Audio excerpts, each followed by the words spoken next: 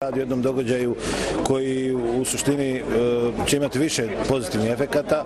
Jedna stvar koja je dobra, što će nas pozicionirati, ja se nadam, kao ozbiljne igrače na međunarodnoj političkoj sceni, pokazati da možemo da uradimo ozbiljan posao.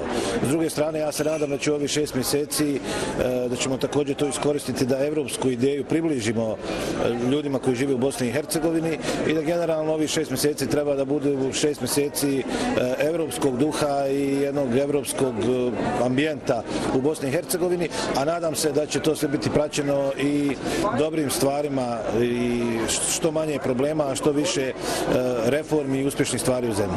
Bosna i Hercegovina će nakon dugog vremena biti u jednoj ulozi u kojoj nije obično. Obično je neko drugi koji nju privodi različite političke čimbenike u Bosni i Hercegovini skupa i privodi ih skupa pa pokušava pronaći kompromisa. Sada će zapravo u okviru Vijeća Europe Bosna i Hercegovina biti ta koja će na sebe preuzeti tu ulogu.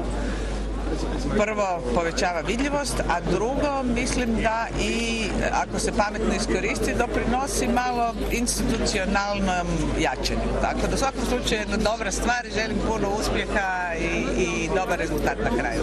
Ja mislim da ovo predsjedovanje kaže na to da je Bosna i Hercegovina napredovala. Ja se nadam da će i dalje tako.